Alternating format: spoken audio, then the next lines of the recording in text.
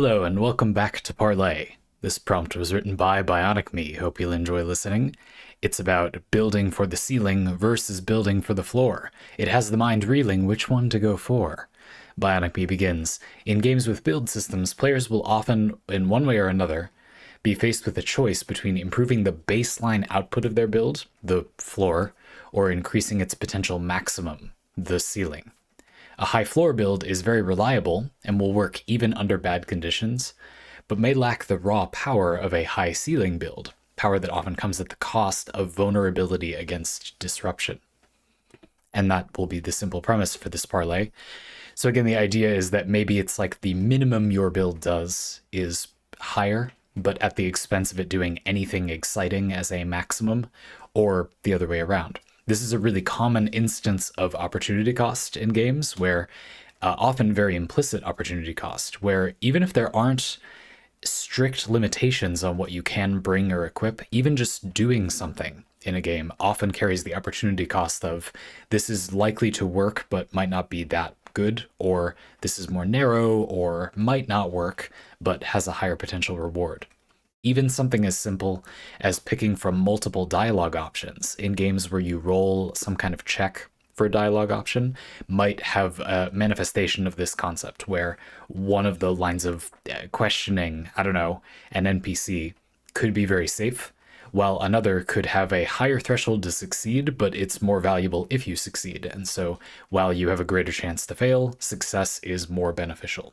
And I would even count things like it's not even random when you get the ceiling, it's just you need a very specific situation to happen or things to go right. One manifestation or example I would give you is something like in a boss fight in a dodgy, dually kind of game, maybe a Souls-like, or this could apply to something like Monster Hunter, only loosely a Souls-like. You could have a weapon that has an attack with a very long windup, but which does a huge amount of damage, versus a weapon that does less damage even over a unit of time, but just has safer attacks. The attacks come out faster. With one weapon, you have a low floor. You will be able to do damage easily, and you could raise that floor by powering up that weapon. Another weapon, this big honkin', it's great swords, obviously that's what I'm referencing. You might need to wait a long time to get a swing, but when you do that swing, the whole fight is going to be 3 hits, but it's just going to take you minutes to find an opening for that hit. Or you'll risk committing to it and then you get hit in the middle, something like that. So I hope a clear demonstration of what this concept is. That alone, I don't know, it's funny that we haven't, to my memory, really haven't done much in Parlay about this concept before. What an excellent and delightfully elementary concept to the way that build systems can work. Glorious. So there's a lot more. Bionicme continues to give some examples. In Warframe, the problem of having a sufficiently strong energy economy, like just having energy to power your Warframe's abilities, has many solutions. A high floor one is running Energy Siphon or Energy Nexus, mods that give a fairly small but completely unconditional constant trickle of energy. They just give energy regeneration. And can be supplemented by efficiency mods that make your abilities cost less energy to squeeze as much juice out of that baseline income as possible. On the other hand, a strategy that to my knowledge is quite popular on the meta side of things is to use the Equilibrium mod, which makes health orbs also give energy and rely on the random, sometimes slightly boosted by companions, orb drops from enemies, and especially the guaranteed orb drops from Eximus units. Subsuming Grendel's Nourish ability for its useful viral damage and boosted energy gain buffs also goes hand in hand with this, often alongside Blind Rage to increase the potency of all abilities for a higher energy cost. Assuming that the raw income of energy through orb drops will see you through as long as you keep killing. And you can imagine how that build would stagnate if you weren't able to keep killing enemies, or if your energy ever runs dry while your buffs are off, for example. Personally, I've often found myself leaning toward favoring the high floor approach. One of my recent comfort builds in Warframe has been a Banshee with Energy Nexus and double shield recharge mods. With 0.2 seconds of shield recharge delay and a reliable source of energy, the worst case scenario only needs me to duck for cover for a brief moment before I'm ready to enter the fray again, and the Rolling Guard mod helps ensure I can. It's a brief vulnerability and cleanse when you do a dodge roll that has a cooldown. Another example is the Magic the Gathering deck and playstyle preferences I described in my last parlay. Yes, this made it click for me. In a previous parlay, you talked about how that grindy Golgari type of strategy that always has a recovery plan for any setback, but might not have a plan to take its opponents out before they recover too. It really fits that like high floor as opposed to going for the ceiling preference. Sure, Magic the Gathering is also full of clear examples for high ceiling playstyles, such as a Selesnya deck that doubles its tokens and then doubles them again, but has all its eggs in an extremely wipeable basket on the board. You know, you destroy all creatures once and it might lose most of its value, though a lot of the strategy in Magic is that there are lots of ways to kind of mitigate the all-in nature of going for the floor or ceiling. High ceiling strategies can often be considered very Timmy, very magical Christmas land, a bit naive, in other words, but there are games and situations where taking the most reliable approach isn't always the best. In fact, pausing here, this is what I thought was really interesting about this parlay. You've pointed out that indeed it's true. In games broadly, there are lots of cases where the high ceiling strategy, but with some variance, seems greedy. It seems kind of, yeah, naive is a good word for it. But also, I feel like a lot of the time, in my mind anyway, the high ceiling strategies are the way to go. And it's just hard for a novice to appreciate that they work out. There are lots of examples in Magic the Gathering specifically, but I'll just keep going. Roguelikes and adjacents, I want to say often deck builders especially, tend to show examples of this. Take Balatro, where every round presents you with a higher and higher score to clear. If you focused your strategy on playing a weak but common hand, like the pair, you'd always get some amount of points, but the rapidly increasing score requirements might outpace you, ignoring Steel Kings for the purpose of this example. Right, like there are ways to... But anyway, whereas a rarer hand, like a straight or a flush, and maybe a flush isn't as rare, would get you significantly more points, maybe even be the only way for you to get sufficient points, but might not always show up when you need it. Of course, that's sort of the core tension of these games. Great examples. Continuing with the card games theme, I also want to mention Yu-Gi-Oh! Due to its unique history with the subject. I'm being a bit reductive for brevity. Compared to Magic the Gathering, Yu-Gi-Oh! Is a game largely without inherent resource mechanics to create a softly ramping intensity over the course of a game, like you don't have to play mana for your spells, instead using much more binary systems, which leads to much more explosive plays, and over the years, a very rapid creep in power and complexity. At some point, it became possible to, reliably enough to be competitive, on the first turn, set up enough interaction to completely shut down the opponent, if not win outright.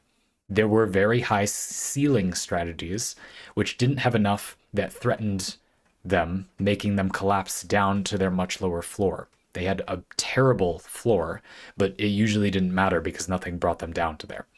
To combat this, the designers created cards colloquially known as hand traps. I've never heard that term before. Think Force of Will. Okay, like a counterspell that you can use without a resource cost, but maybe for some additional, like discarding a card, to stop your opponent in the middle of them doing something without any buildup. And strong removal that was partially non-interactive or just had really high potency.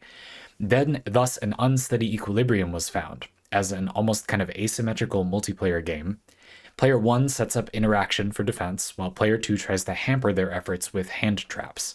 Then Player 2 has to dismantle those defenses and find a way to lethal damage. Or, if unsuccessful, set up their own defenses to survive whatever counterattack Player 1 could muster. With these circumstances, the strongest decks over the recent years have changed from ones with as high a ceiling as possible to ones with the highest floor under the most conditions possible.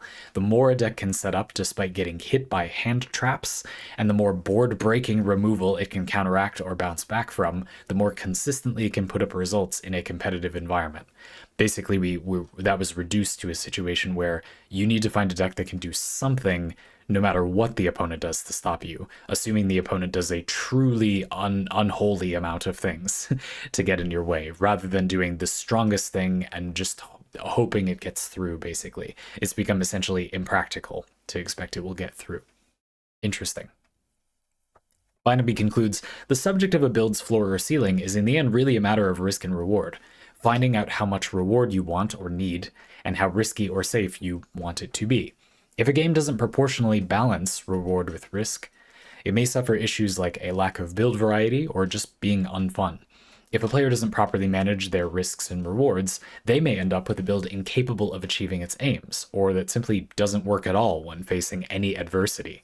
And yet, players are often tempted to go for the highest ceiling options available, a common example being picking increases to damage over survivability or utility, or will sometimes not step out of their high floor comfort zone. Though it should be said that this can all vary greatly depending on the challenges or lack thereof that a game presents its players. So, do you have any other interesting examples of this high floor ceiling dynamic? And what do you think are good ways to handle it, both from game design and player build choice perspectives? Great. Yeah. So you laid out a lot of good examples, so I wanted to just mostly coast through them. I think a key takeaway from this series of introductory examples is that this subject can be very broad. This kind of push and pull has to do with the attitude of players, and then there's also the element of what the game kind of favors or has built in.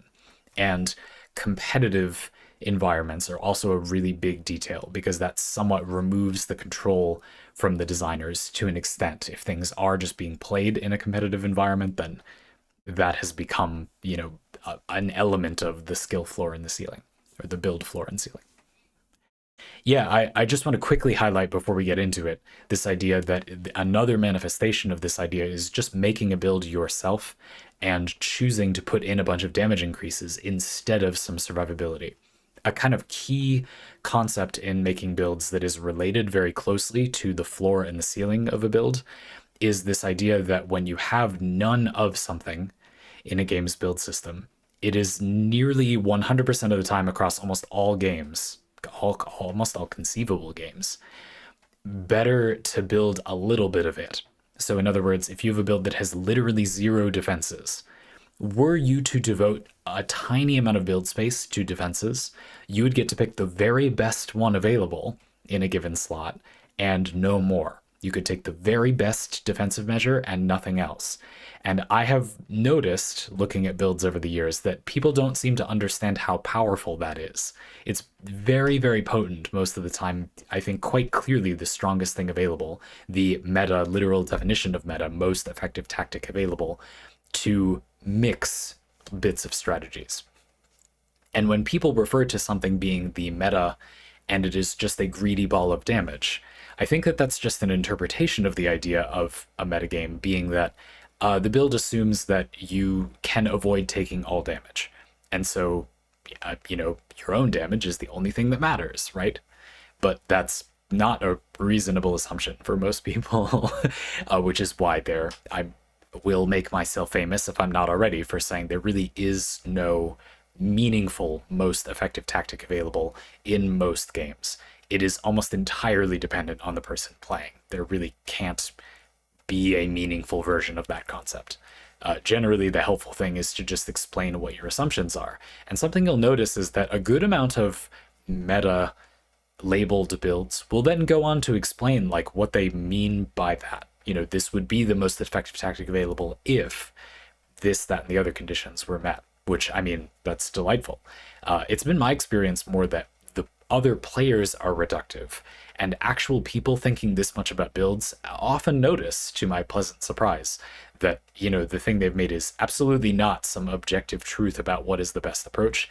It is a very contingent good, often actually pretty high ceiling and, not with a good floor. Very greedy, another way to put it, build. Okay, cool. So let's start with the goal of this parlay. What we're trying to do is describe a meaningful relationship between thinking about the floor of a build and the ceiling from a designer's perspective and a player's perspective. So for the designer, I think this can be pretty simple on the surface, and then we'll just need to take some time unpacking it. You gave great examples, so we can make an early conclusion. For designers, what are the goals of the game's systems? And telegraphing them would be good if at all possible. So if a game is going to have, a lot of randomness, you're going to get random upgrades as you go, they reset when you die, and the player doesn't get to choose what they get. Risk of Rain 2 comes to mind, but the player gets upgrades randomly.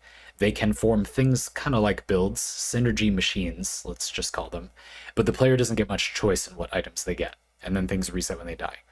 Well, if you make it so a game like that, where the player doesn't have a choice of what items they get, does always result in a build that kind of works, that has a reliable floor and, you know, a certain medium ceiling. It will feel like the game is the same every single time. I think this is a really helpful trick in game design. Take your game's sort of loop, what is going to happen to the player, and then look at the balance and imagine all of the possible ways the balance could work. Often, none of them except one even make a functional game that would be interesting. And so it's like that's the one you're going to end up doing. So for this formula, let's do it. So you've got the player randomly getting items as they go. They synergize with each other in some way. They make synergy machines. They're going to reset when they die. It's a roguelike that is leaning into its randomness. If those options are presented in a way that gives the player a reliable high floor for their build, I keep trying to say skill floor, then every run is going to feel the same. It's not surprising then that these games almost entirely focus on giving you a high skill ceiling. I've actually played a good number of roguelikes that I feel like notice this phenomenon, but don't want the player to win randomly. And so they give the player a reliable floor to their build instead, but the result is that the upgrades are unbelievably boring, basically don't matter at all. And I think some players just don't notice initially, so these games can get some traction. They're certainly reliable, which could be refreshing if you've played games like this before that were really leaning into the randomness instead. But I think suffice it to say, getting random upgrades that reliably result in a solid floor for a build, but don't usually reach for a ceiling, makes that gameplay loop kind of moot. You know, like, what's the point, really? It's basically the same run every time. You just have to go through the song and dance of random upgrades. If you then conclude that the only way forward is to make the results more random, resulting in builds that have very wildly different ceilings, you can get builds with a high ceiling, well, then runs are not very consistent or reliable. And I've seen some interesting solutions to try to kind of call to that.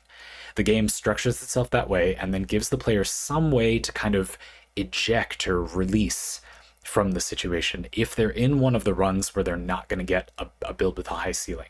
So in Risk of Rain 2, for example, you get these blue coins, lunar coins, and these can be used to buy very powerful risk reward items from these special shops. One way you can use those coins is to wait for a run where you are not getting, the variance is telling you you're not getting a high ceiling to your build, and then go buy a bunch of those risky items to kind of do it yourself to even out the runs a little bit. You will then, ideally, the coin economy will be balanced in such a way that you won't be able to do that every run. And so when you get the high skill ceiling or the high build ceiling on its own, you will, run with it. You'll just leave it alone. And so it'll kind of average things out. When you don't randomly get a build with a high ceiling, you can kind of build it yourself, I guess is the idea. I think this is clever in theory. I just feel like the coin economy is not quite robust enough. One good thing they do is if you beat the final boss of a run, or you obliterate, if you're familiar with Risk of Rain 2, if you do one of the sort of conclusions or you win the run, you get a whole bunch of coins in one go, enough to kind of buffer a jankier run is the idea, like 5 or 7. And I think that's a nice model in theory, certainly. And I've seen other games use different models as well, things where maybe there's a strategy that emerges if you get lower rarity stuff. I could even make a system right now that's something like, if you get low rarity, let's say these games with a lot of variance are leaning into that, lower rarity items, make your build pop off less, you have a lower ceiling, then you get some kind of currency or bad luck, quote unquote, maybe. And then that makes the run have more risky or corrupted items inside of it that have a powerful effect, but for a trade-off. So you kind of lean into, this run is going terribly, I have to be super reckless to lean into it, and it kind of creates its own feeling. Because, of course, if you use lunar coins or my bad luck corrupted, run experience to simply make it so you get the high ceiling again, it's going to begin to feel like everyone just is the same, but you have to work in different ways to get there.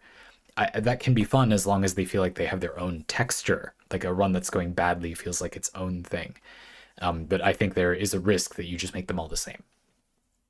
So I often enjoy roguelikes when they lean more into you having choices, because then you can choose to focus on the floor or the ceiling, and both of those things can be balanced in their own interesting ways, and the player can just make nuanced choices. Again, when it's possible to build for a high floor or a high ceiling on your build, it is often very powerful to build a mix of both, which creates a more nuanced experience because some players may like floor focused builds, some may like ceiling focused builds, and the more you do one or the other, the more beneficial it is to do a little of the other one.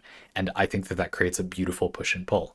One good solution to random roguelikes feeling like, well, I can't make it about the floor, but then if I make it about the ceiling, then the player wins at random, is just to not make random based roguelikes and lean into player choice a little bit, having only a little bit of that randomness remain to create texture between runs. And indeed, this is what a lot of popular games do. Hades comes to mind.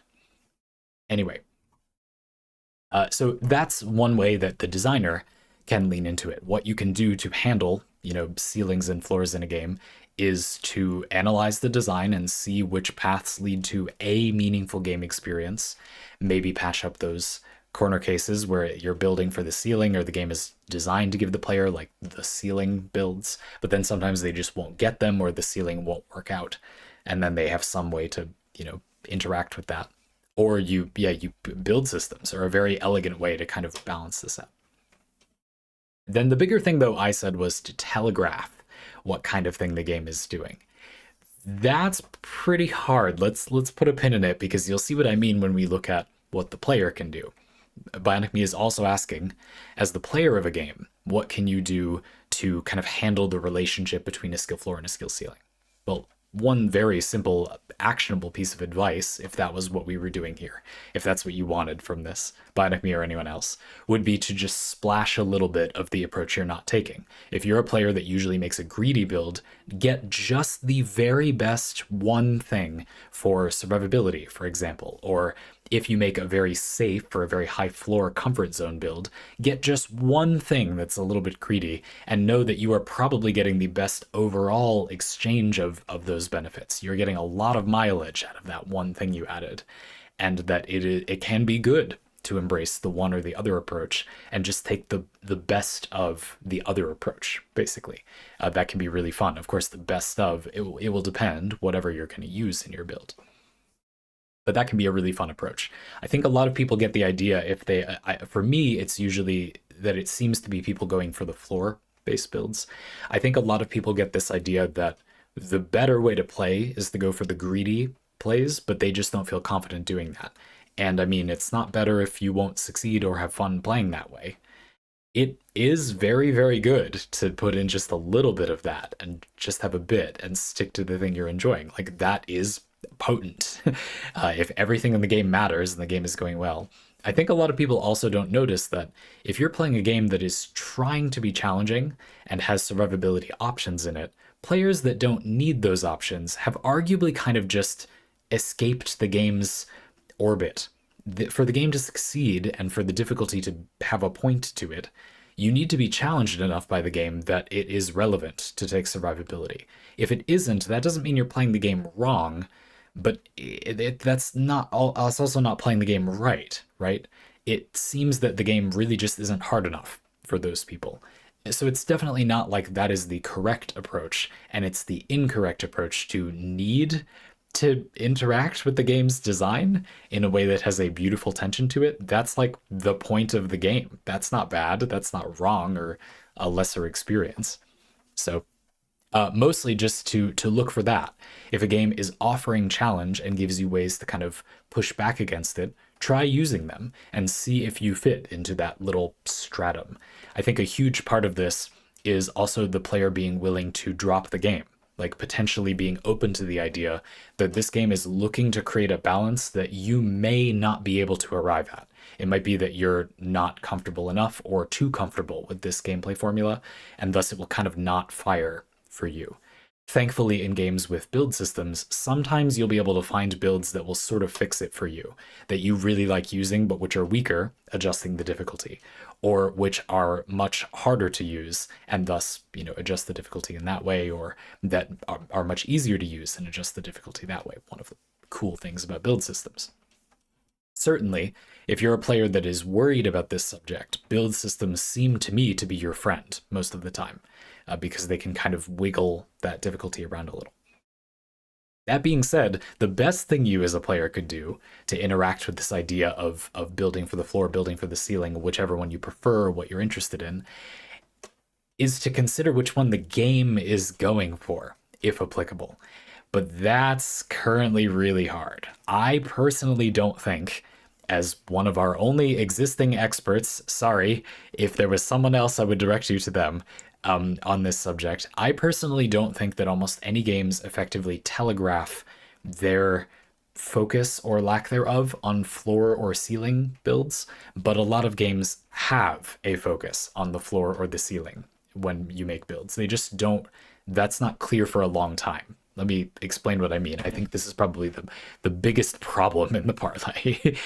So looking at a like Balatro, for example, I would argue that Balatro is a game that is balanced for the ceiling. It's balanced so that if you try to build for a floor of success, you are kind of set up to fail. And it does this in a few ways. Balatro has a lot of multipliers available for the player to use.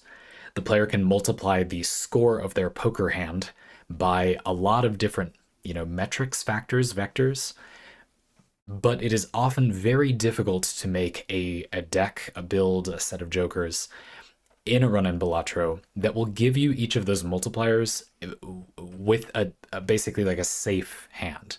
So for example, you might get a joker early on that says you get 3x multiplier on your score for a hand if you have a straight. Okay, so to get that you got a big multiplier, great. You can build for the ceiling if you get a straight. Then you get something that says you get way more chips, way more base score to multiply if you get like a straight of clubs. I'm just making stuff up for an example. If your hand is all clubs, it doesn't have to be a straight. Now for you to fulfill your two multipliers, you need to get an all clubs straight. You need a straight flush that is clubs. Already, that has narrowed your possible, payout ceiling significantly. Now, if you get a straight, you get that one multiplier. And if you get a flush of clubs, then you get that multiplier. But you don't get the significantly larger multiplier with the multipliers multiplying, unless you get a straight flush of clubs. Now, keep in mind, it might sound like, well, no big deal. You get like one bonus if you get a flush of clubs, you get another bonus if you get a straight, and you get 2 times the bonus if you get a straight flush of clubs. But that's not really what's happening here. You multiply the multipliers when you combine both conditions. Now going for that high ceiling, getting the straight flush of clubs, gives you like usually more like 4 times the benefit of going for the other ones. Imagine what now happens if it says something like, put 2 or more cards with symbols on them or stamps or seals on them in a hand, and you get, 3 added to your multiplier. Now you have, there's multiplier for your multiplier, and chips in Balatro as some basic multipliers. And you can also get things to trigger again. So now you have 3 multipliers that can be stacked together. When those 3 multipliers stack together, you do not get 3 times the benefit. You do not get 4 times the benefit. You get, at this point, more like 8 times the benefit. You have 3 things which will give you maybe 2 times the normal score, but you have 1 thing that gives you 8 times the score. Do you see what's happening? The game is like a machine to force you to have a high ceiling build. And because a lot of those rewards can stack up, it's very difficult to make a build with a good, well, I mean, it's sort of not, but people who've played a lot of Balatro, like, I know, but this is an example. Steel Kings aside, like, there is a way to do the floor thing in Balatro, but I would argue that the game's basic design revolves around going for ceiling. And this is a matter of balance as well, right? You could make the amount of chips that you need to clear each bind lower. That is, the ceiling is lower. The score that it will reward is lower. And then make it harder to assemble collections of multipliers. This would result in a game that rewards the floor more. It's harder to make a build that multiplies a rare hand into a ton of points, winning you the bind all at once, because you made it harder to acquire those effects. But by lowering the amount of points you need, it's safer to get a modestly powerful hand consistently. And so the game would then favor the floor instead. I think that my experience playing Balatro is that for most people approaching the game straightforwardly, it will feel like a game that favors ceiling focused builds. It was really interesting to me because I often don't like, I would say in the ceiling to floor spectrum of build making, I am like 2/3 of the way to ceiling. But the thing about me is that I really, really don't like the full ceiling builds. When people make builds that strictly maximize one concept, damage, or like an all-in combo deck in a game, or I really do not like those kinds of builds. I don't dislike you if you like them. I'm just saying I personally almost never enjoy them. That's just not interesting to me. That's not an interesting use of a build system for me most of the time. Sometimes it is, mostly it's not. I love, as you heard before, that thing where you go in one direction or another, but then you dial it back a little bit. The builds that are like, maybe not 66%, like 80% committing to being the ceiling or the floor, but then they do like just the best of the other one. I love that. And oftentimes you can make really greedy, in a different way, strategies that get, really, really good value out of their stuff for the floor. But then there's one really risky thing that they can include at very little cost and get the benefit of it's there. If you have something with a high ceiling, you can go for it, but then if you fail, you've got that floor to fall back on. Or if you've got a ton of stuff with a high ceiling, but then your floor is just surprisingly good for relatively little investment, I just think that can feel very fun. And the reason I like that is because I want to get to play. I feel like it's a way to build that hedges your bets on being able to do game actions in games, which I feel like is pretty closer to objectively good. Let's say it that way.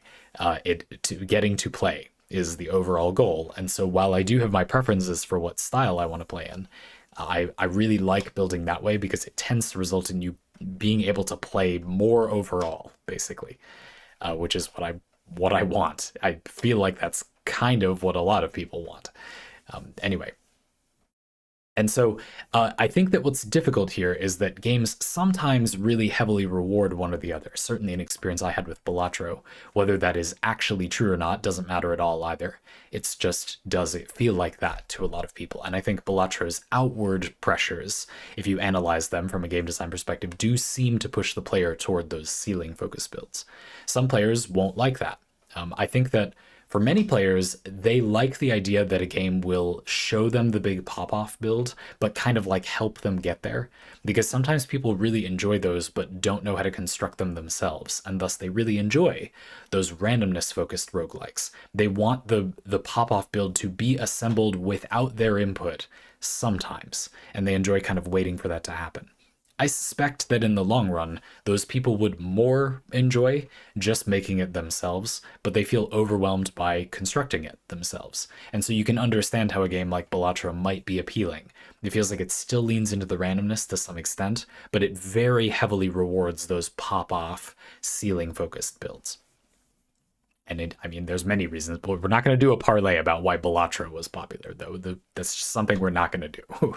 Anyway, whatever. Ask for that. Sure. I can't legally stop you. So go figure. I guess I'm doing that now at some point. But I think that's the situation. It can be difficult for games to telegraph that. Would you, without the perspective of practiced analysis of game design, play Balatro and notice meaningfully quickly that it was focused more on the ceiling rather than the floor? That is subjective in and of itself. Some people might say, well, Zandy, my analysis of Balatro is not that it focuses on that. Yeah, it's a gray area, right?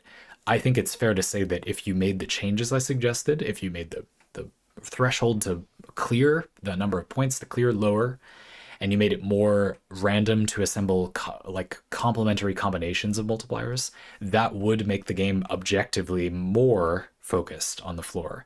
But what threshold will feel like that for different people is not really objectifiable. And so people may not even agree that it feels that way to them.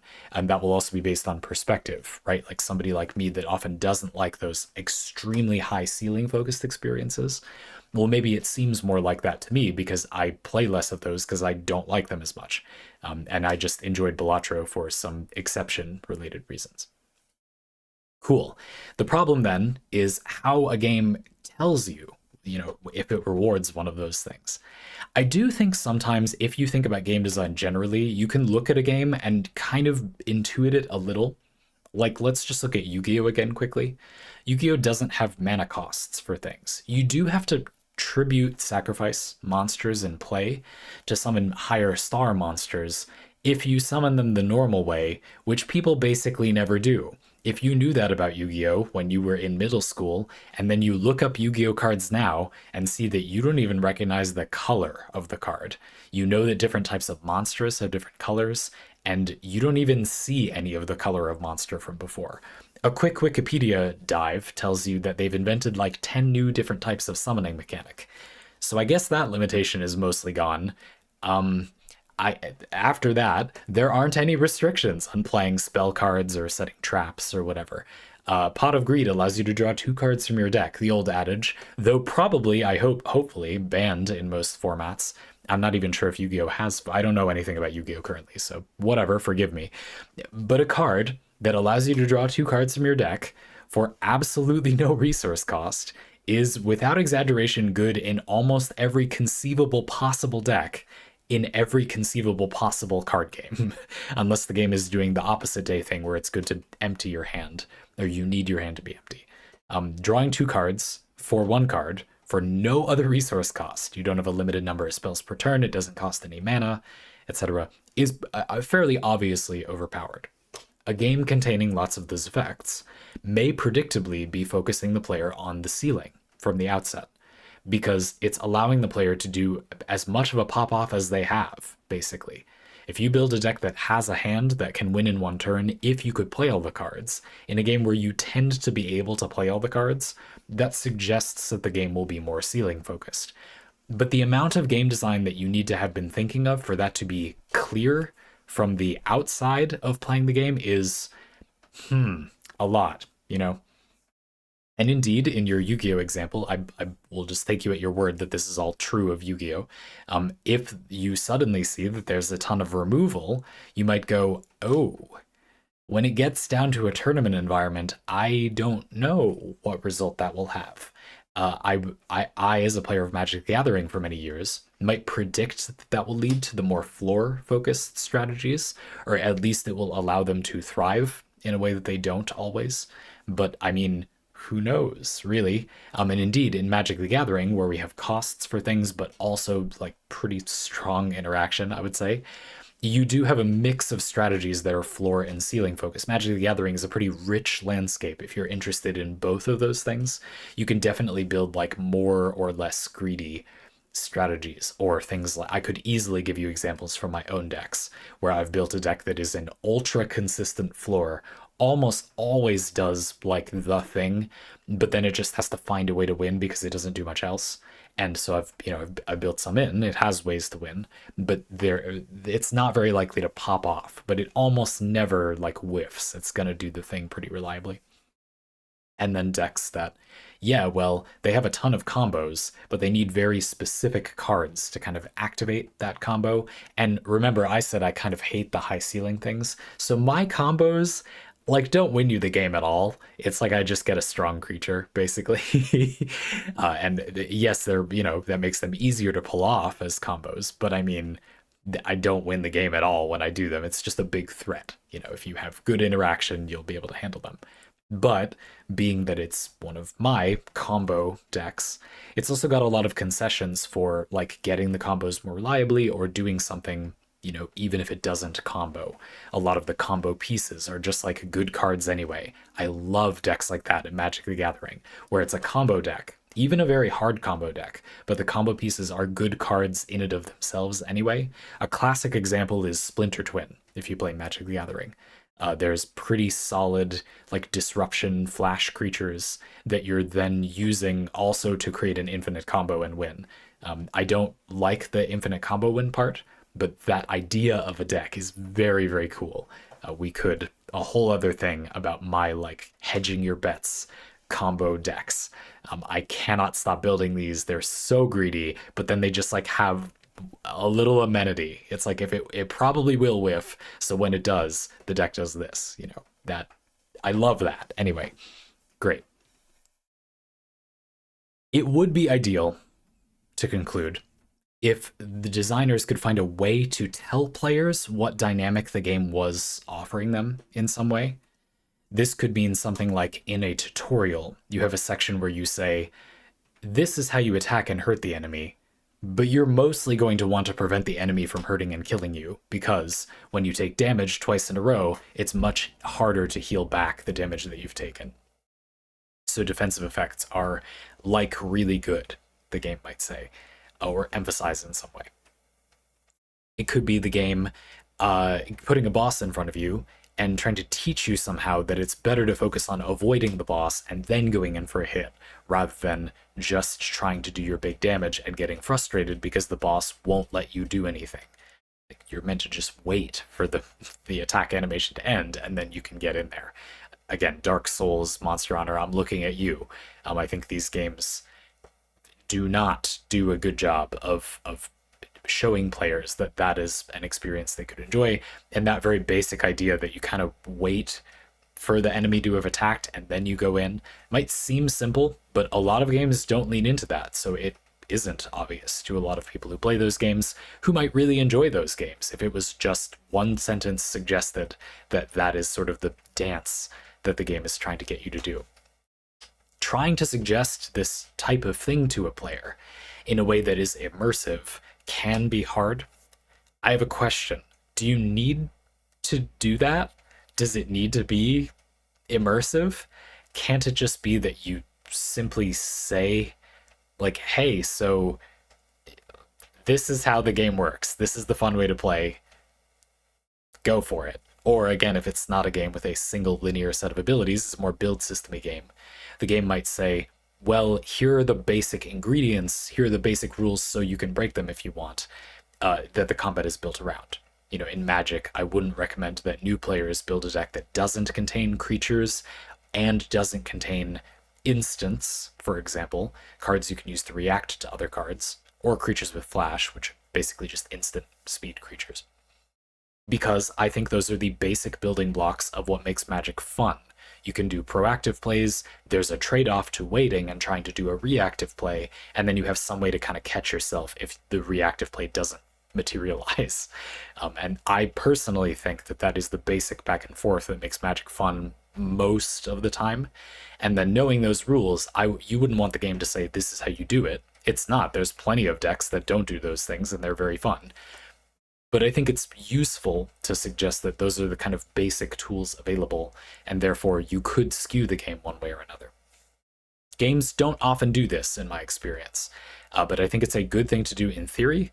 I think it's hard to do in a way that doesn't seem clunky, but I feel like it's a good enough thing to do that you just should accept the clunk, basically.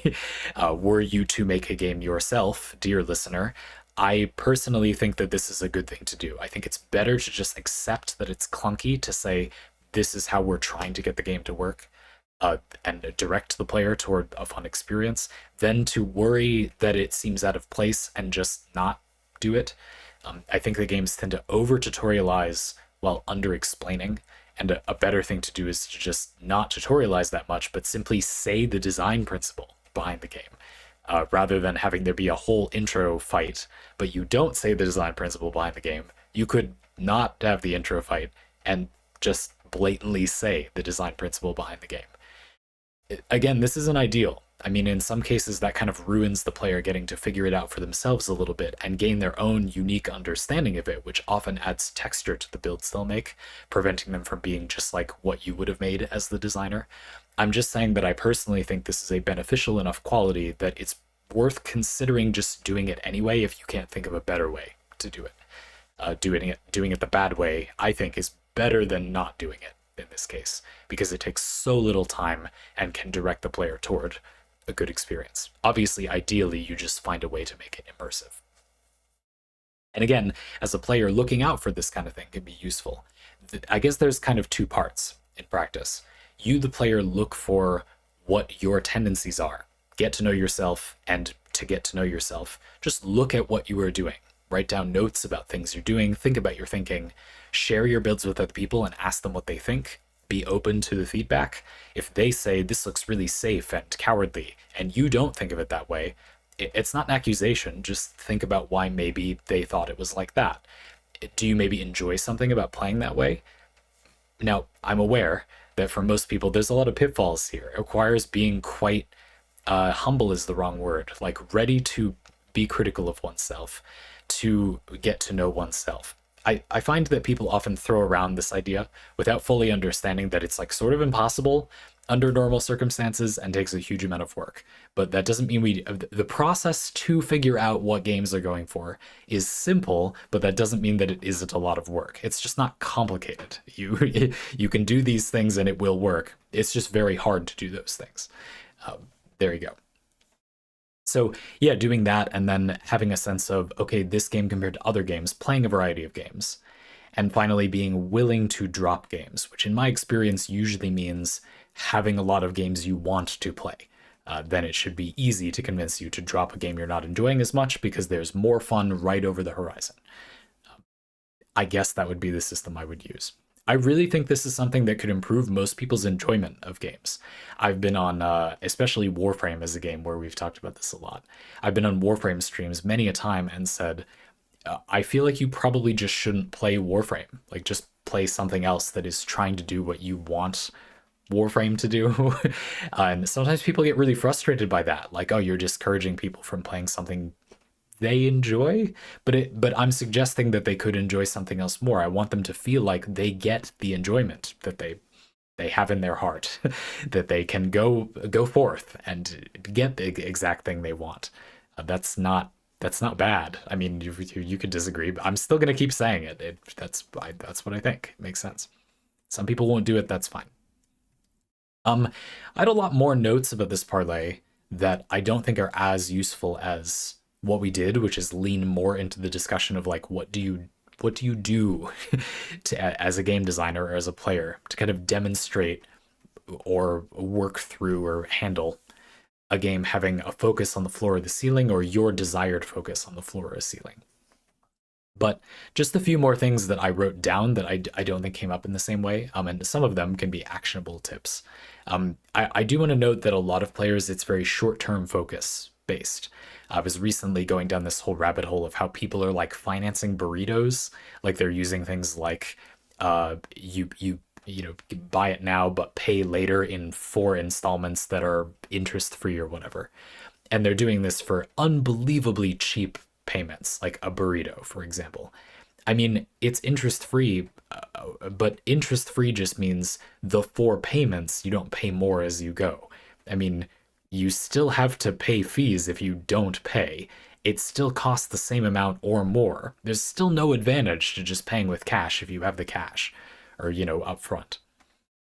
Yet people are really focusing on doing this. And it seems that it really is as simple for many people as it says I can have it now for a lower number in money that I have to pay. Like, no, you can't. You do still have to pay all the money and potentially more. So there isn't a benefit here for small purchases like that. But it seems to have just kind of broken people a little bit. Again, for purchases that small anyway. I don't want to be insensitive. It can be, there are interesting ways to use those services, by the way, but it's complicated and this is not a financial advice parlay. You can have one of those if you want, sure, hit me up. But it seems that it is as simple as people just thinking, well, this benefits me now. The way I would like to suggest that this is useful for the subject of floor versus ceiling builds is that a lot of players are very focused on if something gives them more damage. It's not that they care about the number of their damage number being higher so much. I think for a lot of players, what's going on is just that they know that will benefit them. It says what benefit they get. They can see the number for their damage or their attack stat or whatever going up, and they know that that benefited them. If they bring a defensive benefit and it feels like something they can't see as much, It's not so much that they don't think that that would be good, or that they're focused on the greedy damage, or they want to see the big number. It may be that it's just immaterial to them. They just don't know for sure that that's benefiting them. Monster Hunter Wilds anyway, has a very interesting solution. When an ability activates, any kind of ability, usually a little, actually pretty big, it's not really little, tab appears on the side of the screen that says Divine Blessing is activated, Elemental Absorption has activated, Coalescence has activated, whatever it is, especially for defensive abilities. Now it activates for offensive abilities too, but a lot of them are static, or again, it already was clear that you were getting that benefit. It also tells you when things fall off. For example, there's a skill called Burst in Monster Hunter and in Monster Hunter Wilds. This gives you a damage bonus if you can land 5 consecutive hits within a short time, like 3 or 4 seconds.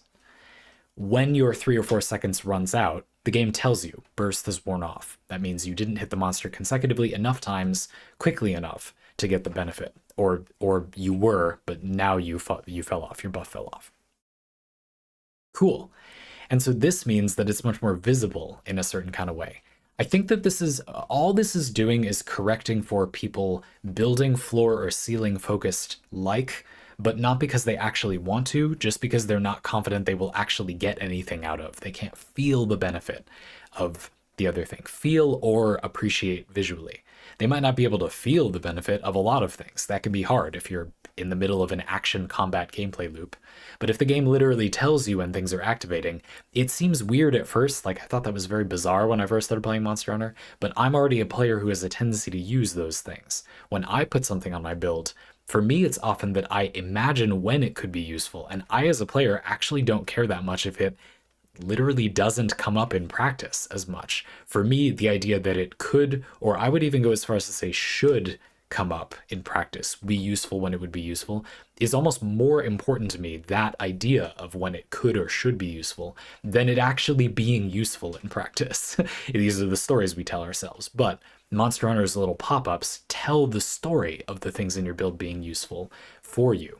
Pretty interesting approach, something that I will try to do myself. And if you make games, yeah, I think this is a pretty solid way as a game designer to help the player see what their build is doing and thus embrace the floor or ceiling that they actually want. We haven't even talked about it in this parlay, but the idea that the player might build for the floor or ceiling, but that actually isn't what they want, and they just kind of don't know that that's what they're doing, is absolutely a phenomenon. People feeling like they're supposed to build all damage, but they keep dying, and they just kind of, something has broken in the process, and they won't just build the defensive things. Maybe they think that they're not good, or they haven't been made aware of them in some way. It can help a lot to just have them sometimes be on gear at the start of the game, and they see them trigger, and they go, I would like that back, and then they can just put it on. Something like that. I bet that works well in Monster Hunter. I do see people, even very greedy builds, often taking a few amenities for those defensive, especially Divine Blessing. And that brings me to my final little note about Divine Blessing specifically. Monster Hunter has this really interesting defensive option called Divine Blessing. It says there's a predetermined chance to reduce the damage you take. Now, push your feelings down about them not just telling you what the chance is, but let's just imagine it's like 25%. 25% of the time. 20% of the time. You reduce damage, incoming damage, by a lot, like 80%. If you average that out as damage reduction, it's not that much, but the thing is that it is 80% damage reduction 20% of the time. An attack that would one-shot you might still have one-shot you if you'd had 10% damage reduction, but if 20% of the time you have 80% damage reduction, 20% of the time that attack will not one-shot you, like at all. You'll take negligible damage. There's various advantages to this approach. It's funny because it kind of seems like it would be bad or unreliable in a way. Again, I would love to talk more about this, that relationship between high ceiling seeming greedy and high ceiling being quite professional, or like the competitive thing to do, because it ends up being really good. You can die 3 times on a hunt in Monster Hunter, and the fight doesn't last an infinite amount of time. If you reduce one-shots by 20%, that may put you over the threshold to getting one-shotted few enough times that you win. The fight is over before you get one-shotted too many times, versus if you hadn't had Divine Blessing, you would get one-shotted 20% more times, meaning you would die just enough that you fail. There's also a threshold-based thing because it's all or nothing. A win is a win as long as your life total was above 1 in the Magic the Gathering terms. But if you go below there, you lose everything. Or not everything in Monster Hunter Wilds, but you get the point. You die, you don't get the rewards for clearing the fight. There's a value to reducing the variance in a way. It's funny, it seems random, but it's actually kind of reducing the variance in practice. I think Divine Blessing is a really, really interesting skill to analyze, very interesting little addition to the game. And it's very popular too. That's another thing I thought was interesting. In other words, people who on average have not done the analysis I just did think it's good. I feel like that matters as well. Anyway, just it's very, very neat. I would love to talk more about the competitive side of this phenomenon as well. There's this element where, well, in a tournament where you're playing dozens of matches, a deck that wins really hard 51% of the time, but loses really badly 49% of the time, like, is good, and you'll win because it'll have time to average out. But if you play a competitive game, but just in a casual way, or like you sit with a friend and you really try to win, you're not like being friendly or obeying a social dynamic, you are competing to win as hard as you can, but you're only going to get 3 games in. It might feel really bad to have a deck that is, 51% of the time it'll really pop off, because you're leaving it largely to chance whether you have a good time today entirely, if that makes sense. That isn't actually that related to this parlay and is more like applying this to a theory of fun in other games, but anyway, I've been really enjoying your parlay, Bionicme, so I just wanted to say there's so much you could do with this topic, and I would love to talk about those things too. Folks, if you'd like to get your own parlay like this one, perhaps one of the 5 things I recommend. I was full of recommendations for parlay in this one. That doesn't always happen. Sure, take one of those. There's a link in the description. We'd love to have you, and it can be about whatever you want as well. I even post some prompts of just from me, like from my notes that I just haven't had time to think about more. So if you want a podcast that is specifically directed toward a topic you're more interested in, you can get it, whether it's one of my ideas that you grab for yourself or whatever it is that you have as a prompt. Love to have you. Looking forward to the next one.